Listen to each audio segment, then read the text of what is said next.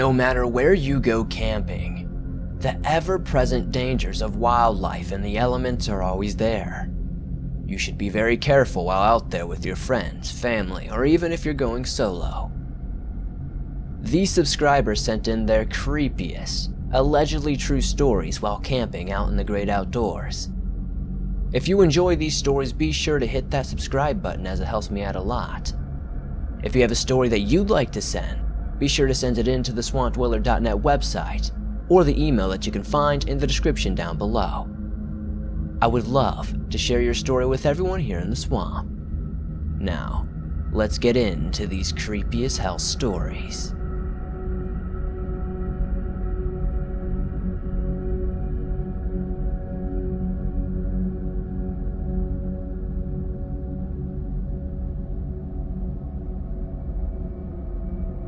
In March of 2014, a couple of friends and I got stupidly high and went on a road trip together.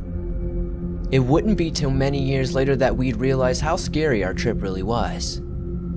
My friends, who I'll refer to as Steve and Karen from this point, had recently started a band and were road tripping together to each of our gigs.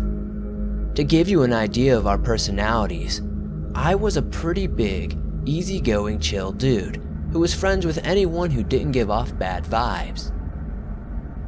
Steve was the dude who always thought he was tough and also your typical funny guy.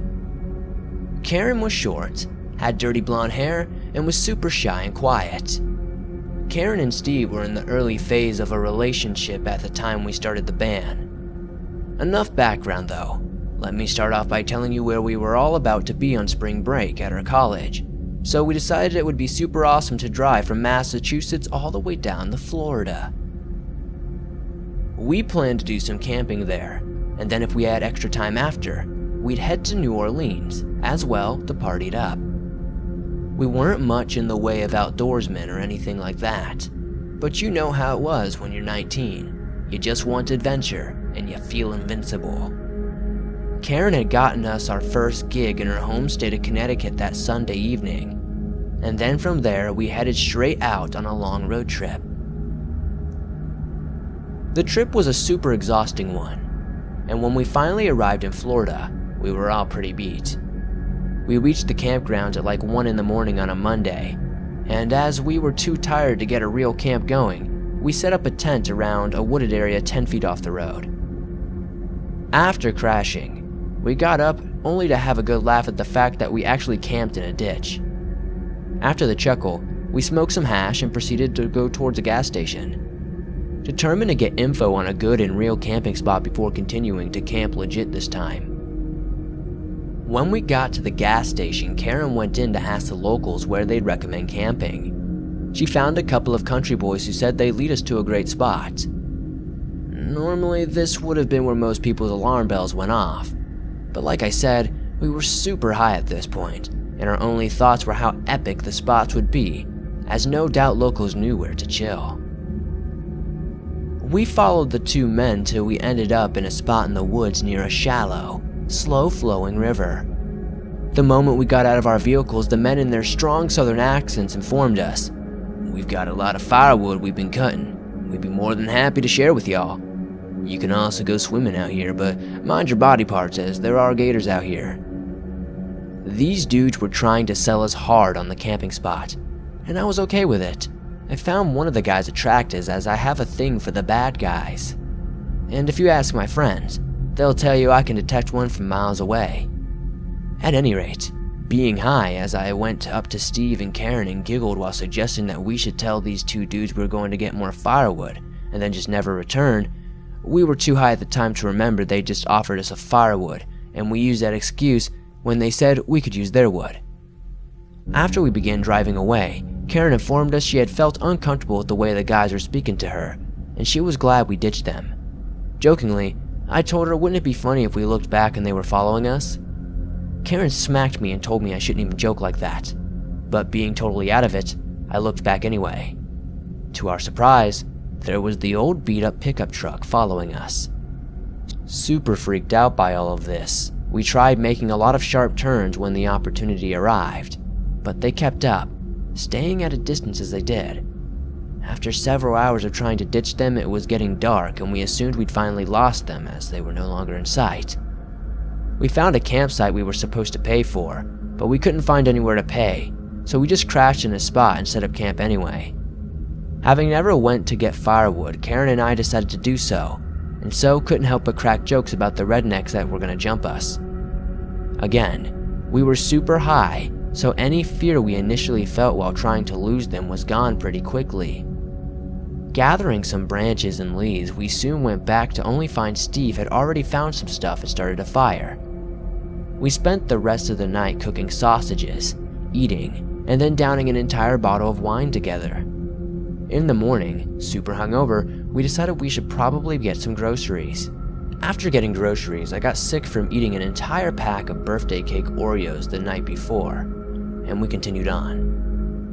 It was just before sunset when we found a campsite about 100 feet from the road on the outskirts of the Ocala National Forest.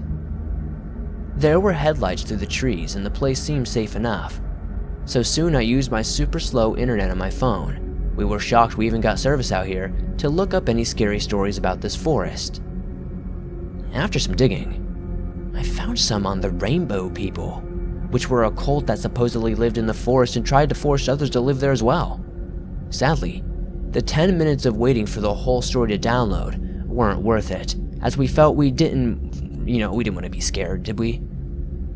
We were joking about it when we heard a sudden creak in the woods. Just outside the campfire. We figured the rednecks wouldn't have followed us this far, right? And having just watched the Blair Witch a few weeks prior, I made a joke asking, what if it was the Ocala Witch? We all snickered at this though. We were somewhat freaked. Steve went into the car, turned on the headlights, and we drove around and did donuts for a bit to make sure everything was clear. Assured that no one was out there, we decided to crash after throwing water on the fire and pitching a tent. It was about 10 minutes into trying to sleep when we noticed a weird light outside our tent. The fire had started back up.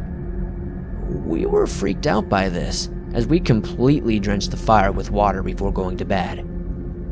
What's more, the fire was growing pretty big. I made a joke about checking on the Ocala Witch half-heartedly, but Steve and Karen nodded no. We eventually crashed, and upon waking in the morning, the fire was just ash.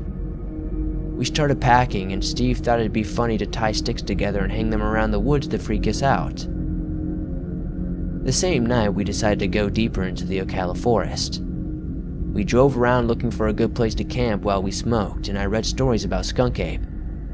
It was super late and we were all tired, and we began to think that we went too deep for camping. We dismissed this idea as there was plenty of room for our car to drive, so there must be a place to camp out here. As we continued driving, we noticed a bunch of old, broken down cars with graffiti on them. Progressing further, we noticed a bunch of people. One of them, an old bearded dude who looked like he could have been a skunk ape himself. From a distance, rolling down the window only enough to speak, I asked the man what was going on. In a deep voice, he responded, "A gathering." I asked him of what, to which he replied, "Of people." It turns out we ran into the Rainbow People. They weren't a cult so much as they were hundreds of hippies who were living in the woods. They were actually pretty hospitable and showed us around. They'd always greet and say goodbye with the words, "Loving you." The dude showing us around introduced us to his wife, who was pregnant with their 7th child. The hippies were really nice and told us about living in the woods. They talked about if you were lost, you'd simply yell you needed an adult. If you wanted tobacco of some kind, you'd yell Nick at night, and there was a group that would come give you some. They called lighters fire dragons, the outside world Babylonia, and they didn't trade in money, which they referred to as Babylonia tickets, but rather shiny rocks and pretty stuff. We all got really high that night and were having a good time. They got us food and even took us to a drum circle.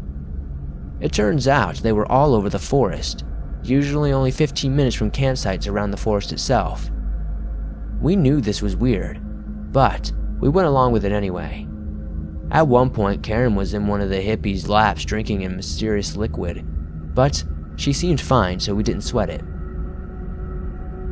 There was even one hippie who didn't speak, but only beatboxed. Eventually, we got tired and our guide showed us to one of their camps they aptly named Shut the Hell Up, which was for parents and kids to have a quiet place to sleep. I awoke the next morning and decided to read since it was raining out. The rain stopped by the time Karen and Steve awoke and we hung out with everyone around camp, listening to their stories for a bit. One of the groups was talking about a woman who'd been dosed and freaked out. It turns out dosed means she was given acid without her knowledge and consent, so it was perfectly understandable why she would be tripping. We found this weird and decided we'd pack up, but as we were taking down our tent, there were murmurs from behind us. People kept saying you're doing it wrong, and looking back, we saw a few people walking towards us continuing to shout, "You're doing it wrong!" One of the men soon reached us and asked, "You're packing up after one night?" Karen then explained that as we were trying to get towards New Orleans soon, we had to go. The man then suggested we stay longer as they had people that had been living out here for months. The man followed up with, "You don't want to go out to Babylonia. That place will rot the shit out of your brains." Upon realizing we weren't receptive of their message, the hippies grew angrier and more aggressive, saying things like, "Check out these Babylonians, they're doing it wrong." Weirded out, I then said, "Dude, we have to be back in school in like 3 days." The man unshaken said, "Quit school, come live with us in the woods." This was soon followed by someone in the back shouting to get the duct tape. Karen got really angry at this, and we spent the next hour packing while she debated with the other members, explaining we were on the same side, just doing it different ways. I think she outsmarted them, which probably wouldn't be too hard considering all the drugs these people did.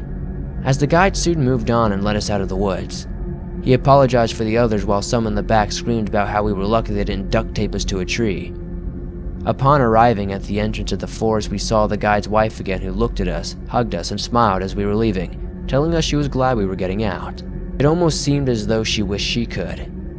The rest of the trip we went to Tallahassee, wound up at a dinner themed after Obama, drove to a park on the coast where manatees were supposed to swim before driving through a weird suburban island, and then to New Orleans.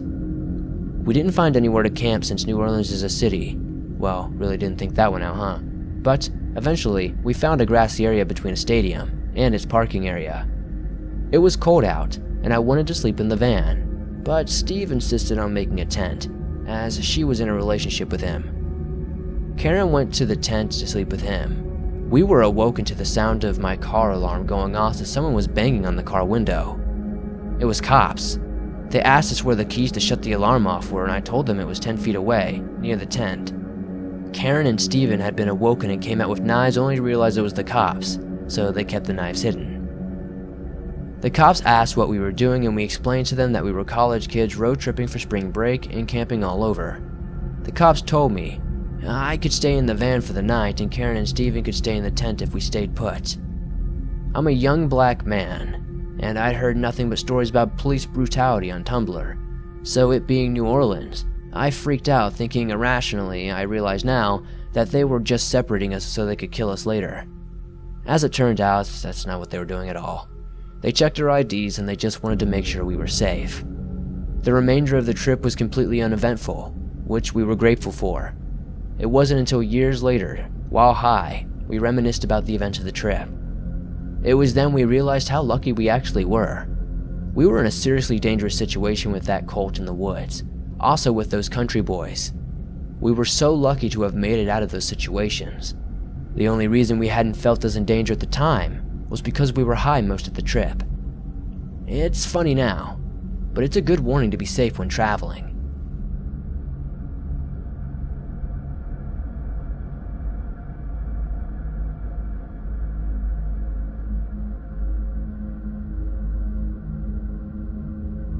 My story takes place over 3 summers on the Front Range in northern Colorado. I grew up camping in our family spot, a place called the Neverwinter Wilderness, which was full of ghost towns and creepy abandoned mines.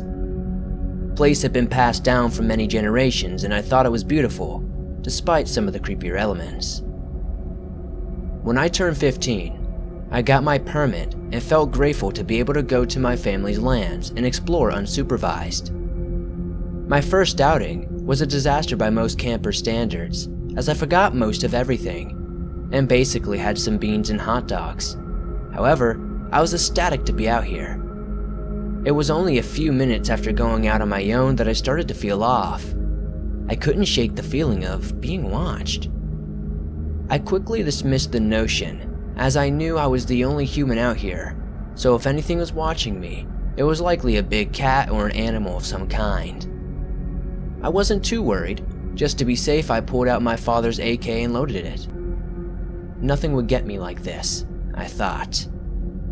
Near sundown, I figured I'd go out on a ridge and chill to watch the sunset. Bringing my AK and some stew, I headed up and soon saw the magnificent wonder and glory that was the sun setting on our land.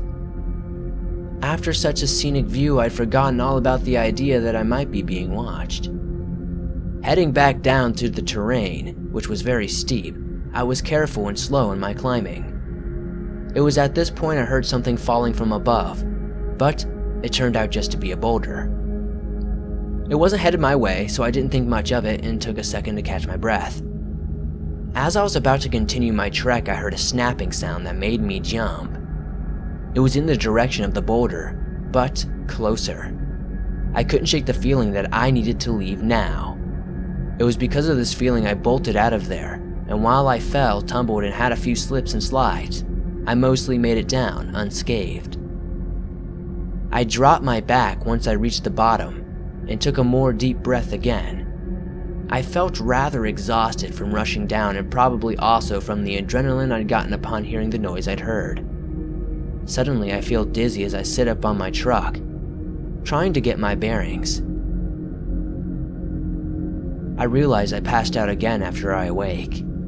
It was the sound of nearby splashing that shot me awake.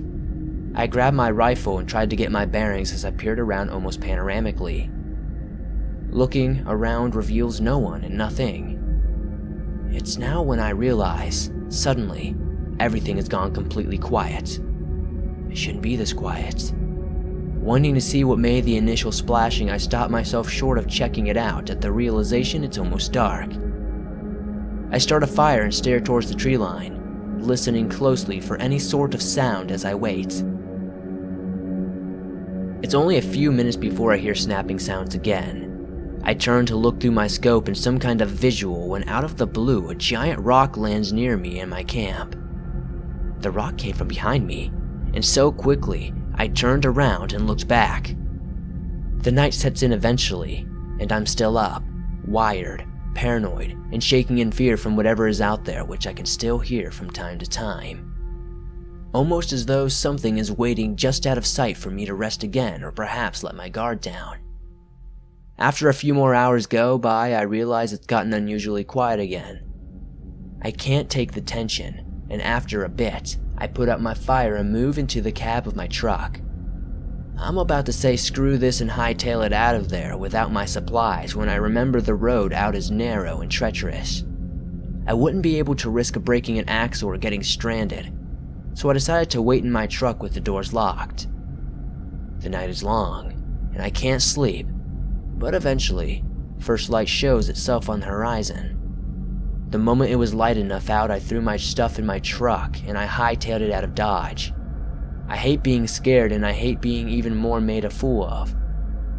I wanted to know that I wasn't crazy when I left. I would eventually spend 40 days out in the valley in total. I was never alone. Every time I went up there, I always felt something watching me. I built a cabin out there at one point, and when I'd camp out, I'd get ground rules for myself, such as never leaving the tent or my cabin for any reason at night. The nights I tried spending in a tent were the worst, but it was never nice. I would quite often see something in the distance, but I could never make out what it was. If I tried to get a better look, it'd vanish. If I was in the cabin, I'd hear something running its claws along the walls or tapping on the door at night. Every once in a while during the day, I'd catch a glimpse of something or someone watching me as I worked or chilled. I'm not sure what was out there, but there was a night where whatever it was tried to kill me. That's not a story I'm comfortable sharing quite yet. I simply wanted you to know, there's something out there in that valley. There may be more than one of whatever was watching me.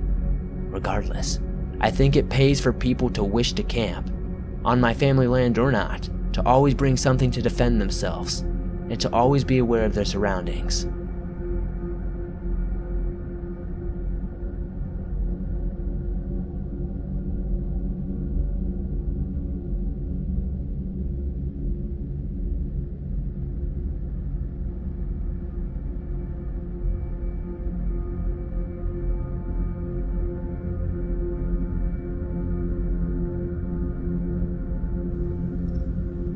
My story takes place a couple of years ago when I went on vacation with my friend Sarah and her family.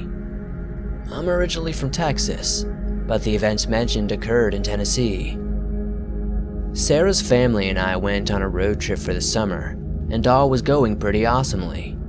On the second day of the trip, Sarah's mom allowed Sarah and I to go ziplining by ourselves. When we arrived at the spot we were supposed to go ziplining, we saw a bunch of people from all age ranges, ready to do the same thing. The instructor began lining us up and dividing us by van numbers, as our group was big enough to warrant several vans taking us to the spot where we'd be ziplining.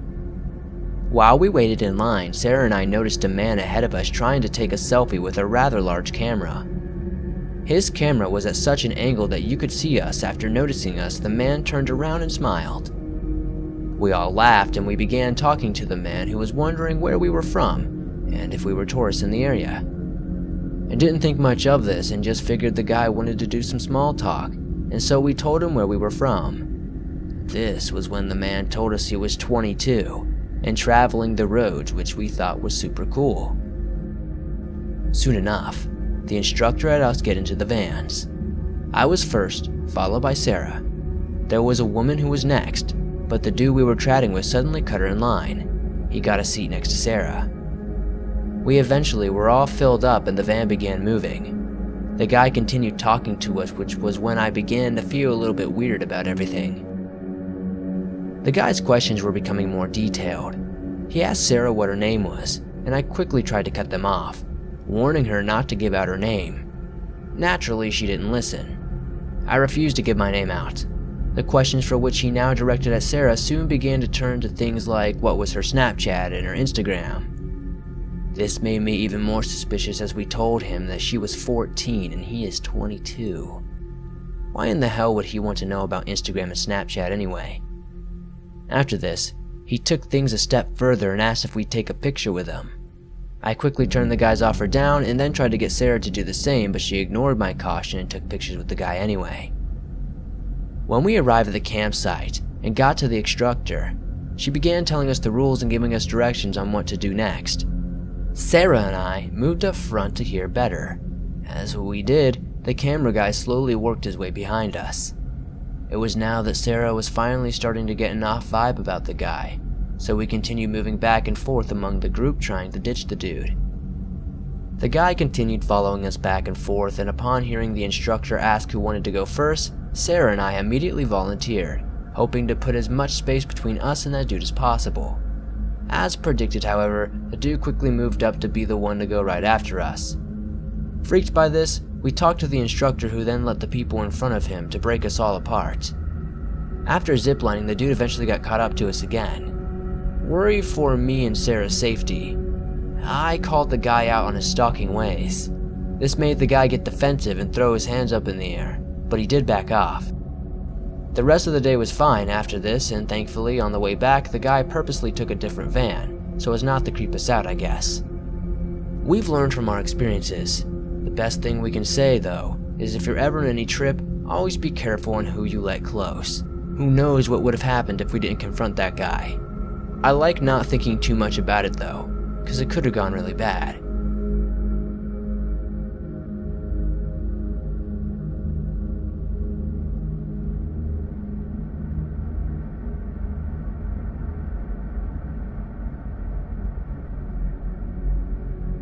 When I was 8, my best friend invited me to go with her camping along with her family. We've lived on the same street and still do to this day, and have known each other since we were like 2 years old or something. Desperate to get out of the house, I decided to go along. We arrived at camp around 10 at night and thought it'd be fun to try to scare people. We hid in the bushes and would jump out scaring, but also making people laugh at how cute we were for doing so. This continued until we tried to scare an older gentleman who only reacted to us with a creepy, almost pervy-like smile. This scared us and we stopped scaring people right then and there. It was dark, but the older man appeared to be white and in his 40s. He was a medium build and smelled of cigarettes and whiskey.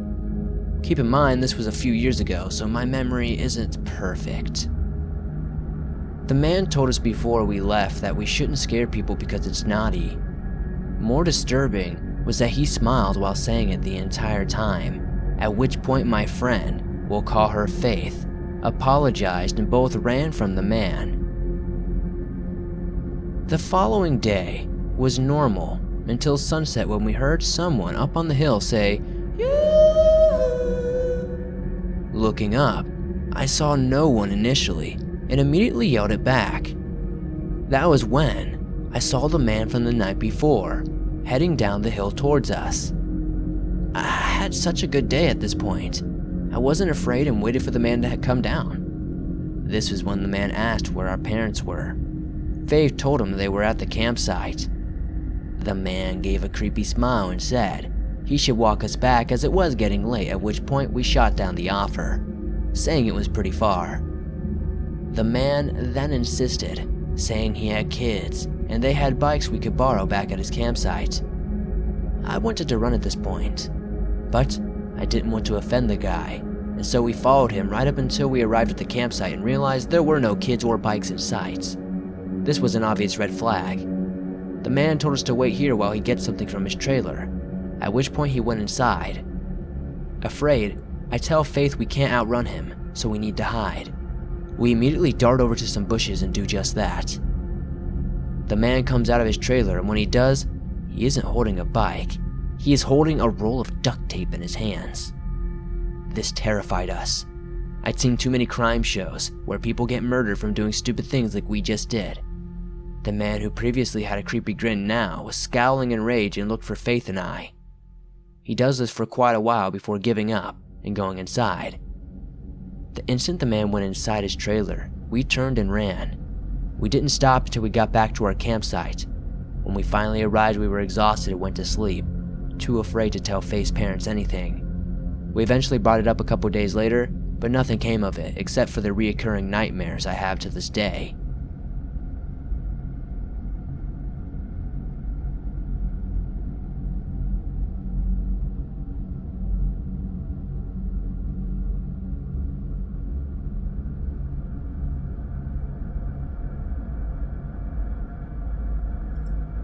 This story occurred when I was 15, and I was a member of the Boy Scouts, so this would be around 2012. My troop got together and decided to go camping for the weekend, something we did fairly often. The camp we chose didn't have many people or cars around and was rather secluded. Having no worry of other campers in the area, we made a giant campfire and had a late night. When our campfire finally died out, we went to our tents to get some much-needed rest. Strangely, this night, I was unable to sleep because I was just laying there for some reason. I was listening to the sounds of nature around my tent, hoping to fall asleep. It was right when I was dozing off that I heard something near our campsite. There was a very loud rustling in the forest that was quickly making its way towards our campsite. After a minute of movement, I heard something stop about 7 or so feet away from my tent, before suddenly darting off into the forest. My mind racing and paralyzed by fear, I was scrambling to think of what could have been at the campsite. In time, my brain rationalized it was probably one of the adults checking on us, and as such, I relaxed for a little bit, listening to the sound slowly move off into the distance. It wasn't long after this that I crashed. It was some time late in the middle of the night when I noticed once again that I awoke to something wandering around our camp. It was close, but eventually it went off towards the same direction as the noise did the previous time. Too curious for my own good, I looked out the mesh window of my tent. It was then that I froze in terror.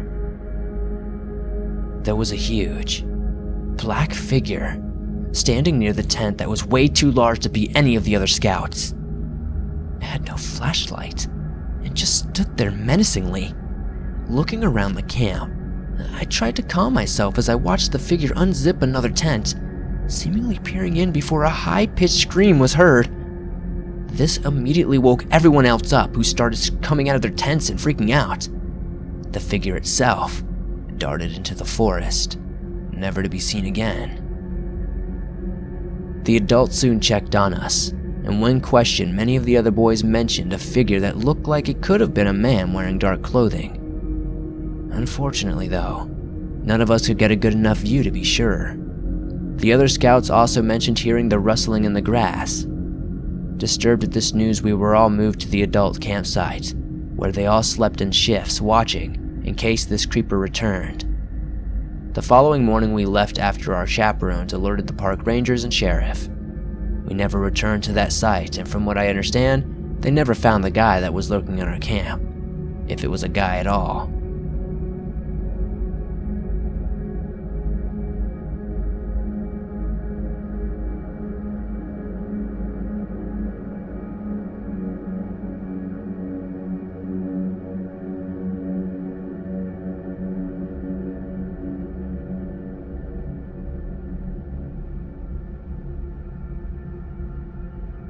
Thanks for watching these allegedly true, creepy experiences while camping. These are honestly probably some of the creepiest stories I've read this year. They were definitely some doozies. If you have a story while camping or doing something else, be sure to send it in to swampdweller.net or the email you can find in the description down below. I would love to share your story with everyone here in the swamp. If you enjoyed these stories, hit that like button as it helps me out a lot. Be sure to subscribe and turn on notifications to never miss another video, as I upload videos like this one almost every single day on all things natural and supernatural. I'll see you guys soon with another creepy video.